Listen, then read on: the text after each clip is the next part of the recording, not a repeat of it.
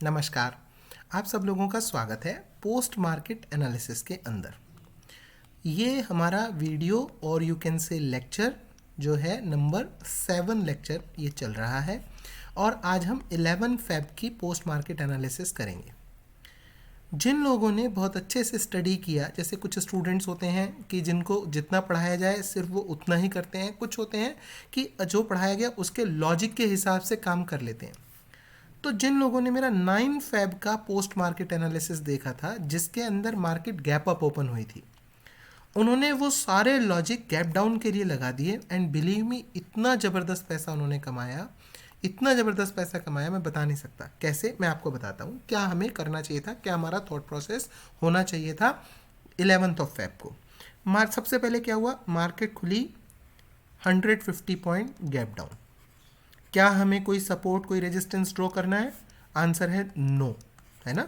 कोई support draw नहीं करना, कोई रेजिस्टेंस ड्रॉ नहीं करना। मैंने आपको पहले बता दिया, जब निफ्टी 100 पॉइंट गैप अप या 100 पॉइंट गैप डाउन खुलती है हमें कोई सपोर्ट और रेजिस्टेंस ड्रॉ नहीं करना। ओके, जैसे ही मार्केट यहाँ खुली तो सबसे पहला मन क्या करता है, कॉल ले लें। सबसे पहला मन करता है, चार्ट नहीं, मन करता है। कॉल लेने के कौन से 2 पॉइंट होंगे? जैसे गैप अप में पुट लेने का मन करता है तो पुट लेने के मैंने 2 पॉइंट बताए थे। 10:30 तक मार्केट अपने हाई को ब्रेक करे, ये आए आए आए आए और ब्रेक कर दे तो हम क्या करेंगे, कॉल लेंगे, नहीं तो हम कॉल नहीं लेंगे। या फिर मार्केट 2 o'clock के बाद अपनी पहली कैंडल के हाई को ब्रेक कर दे तब हम कॉल लेंगे, नहीं तो हम पूरे दिन कॉल नहीं लेंगे। अगर आपने कॉल ली तो अब आपको समझ में आ गया होगा कि कॉल लेने के बाद आपने ये गलती करी। ओके, पुट लेने के कौन से सिनेरियोज होंगे? अगर 10:30 तक जो मार्केट ने लो बनाया है उस लो को मार्केट कभी भी तोड़ेगी तो हम पुट लेंगे, नहीं तो हम पुट नहीं लेंगे। ओके, दूसरी कंडीशन सुन लेना, ये सारी नोट करनी है आपने। ये जो कंडीशंस बता रहा हूँ ये सारे के सारे नोटबुक के अंदर नोट करनी है। दूसरी कंडीशन, या फिर हमें इन बिटवीन द मार्केट 60, 70, 80, 90, 100, मैंने पिछले वीडियो में भी आपको 100 पॉइंट तक बताया था, 100 पॉइंट तक का आपको क्या मिल जाए, अप मिल जाए, तो जो पहली कैंडल का हाई है उसको एसएल रखकर हम क्या करेंगे, पुट लेंगे। ये हो गया पुट लेने का दूसरा मेथड। ओके, अब कंडीशन सारी लिख ली, अब आपकी बात करते हैं आपने क्या किया। लेट्स सी, मार्केट खुली, इतना आया नीचे, कुछ लोगों ने यही सोचा कि सर के नॉलेज को छोड़ो, मुझे पता है हो जाता है, कई बार हो जाता है कि चलो सर की नॉलेज को छोड़ो, पहले यही कॉल ले ली, थोड़ी और गिरी कॉल और एवरेज कर ली, थोड़ी और गिरी कॉल और एवरेज कर ली, जब कमर टूट गई तो कॉल से निकल गए, यहाँ पुट लेना शुरू कर दिया। अब पुट लेते ही बढ़ने लग गई, अब लगा यार ये तो ऊपर जा रही है, पुट निकाल दिया, फिर नीचे आ गए, फिर लगा यार ये तो नीचे गई, लाओ फिर पुट ले।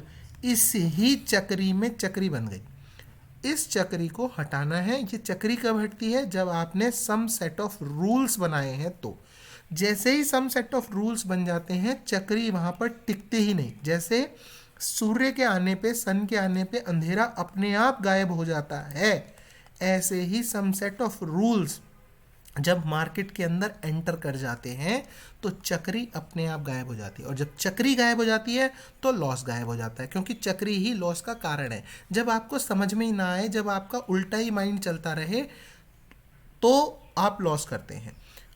अब माइंड को कैसे बचाना है, जब आप सम सेट ऑफ रूल्स पर ट्रेडिंग करते हैं। ओके, सो नाउ जो हमारा ये सिनेरियो था इसमें हम पहले 10:30 तक, क्योंकि इतना बड़ा गैप डाउन खुला है तो मैं आपको सजेस्ट नहीं करूंगा, ये मूव छूट गया कोई बात नहीं, ये आ गया, कोई ज़रूरी थोड़ी है ये आता।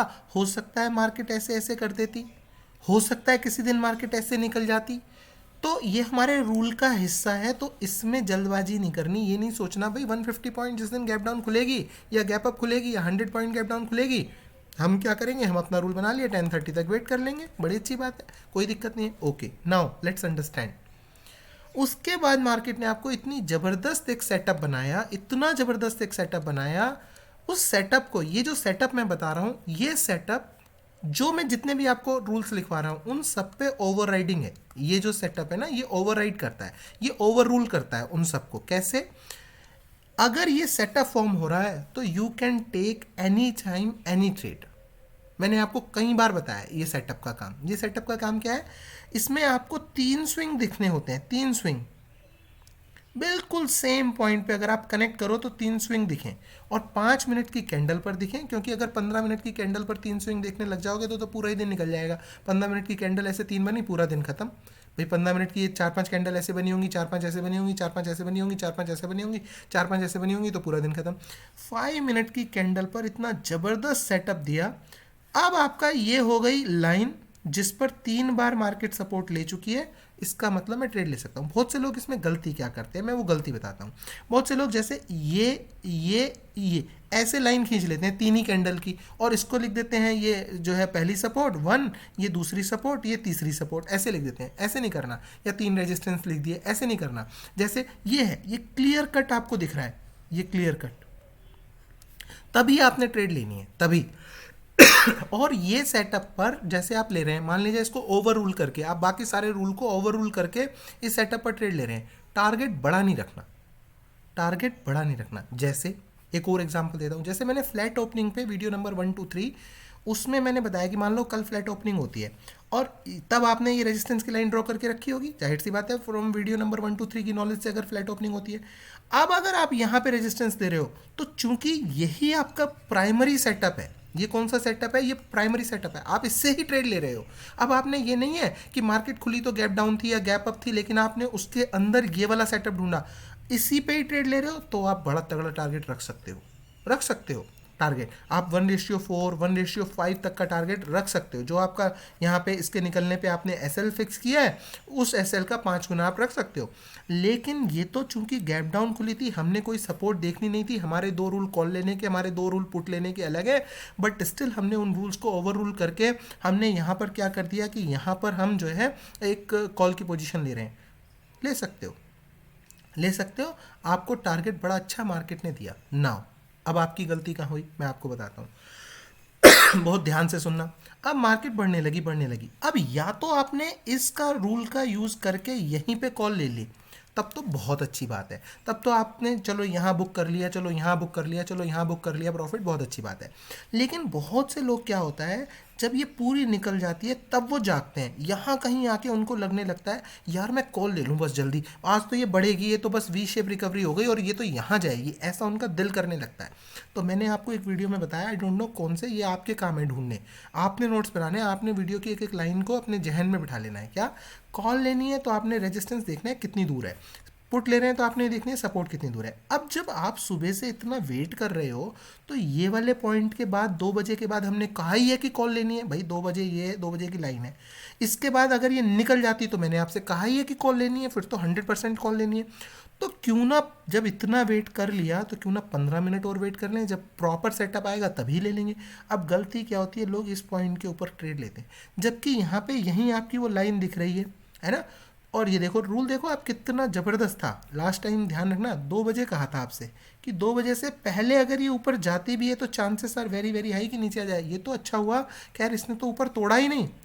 मैं आपको एक और बात बता दूं, अगर ये ऊपर तोड़ भी देती ना तो भी ये नीचे ही आ जाती, तो भी। लेकिन अगर यही चीज़ ये 2 बजे के बाद तोड़ती फिर नहीं आती। ये चीज़ें साइकोलॉजी हैं, ये मार्केट की साइकोलॉजी है, ये बायर्स और सेलर का कॉम्बिनेशन है।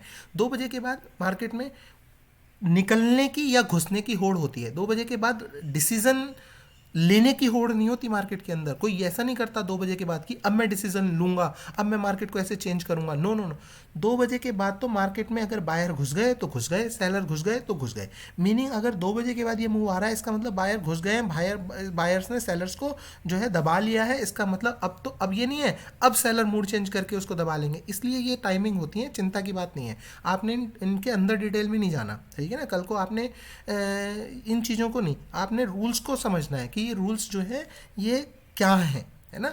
ये कैसे आ रहे हैं, क्या आ रहे हैं डिटेल में, फिर उसके लिए 15 दिन लग जाएंगे कि 15 दिन क्लास में आओ डेली सुबह 9 बजे से 5 बजे तक, या 3 महीने का या 6 महीने का कोर्स लगाओ जो सुबह 9 से लेके 5 बजे तक कोर्स, जैसे अपन बीटेक में करते हैं, एमटेक में करते हैं, या बीबीए में करते हैं, एमबीए में करते हैं, पूरा एक सेमेस्टर चलता है। फिर तो एक किताब लेके हाथ में फिर तो वो करनी पड़ेंगी चीज़ें, तो वो हमारे इतना हम नहीं जा सकते डिटेल में। सो हमें क्या है, रूल्स को बस समझ के लेना है कि yes this is the rule and this is how we have to do the trading. अच्छा, अब देखो और तीसरी ट्रेड बताता हूँ। पहली ट्रेड ये बताई, दूसरी ट्रेड जो है आपको दूसरी बताता हूँ। दूसरी क्या, अब आपने लाइन खींच के रखी है और आप दुआ मना रहे हैं कि 2 बजे के बाद, अच्छा बहुत से लोगों ने मुझसे क्या कहा, वो ये तो दुआ मना रहे हैं कि यार ये इसके ऊपर निकल जाए तो मैं सी ले लूँ।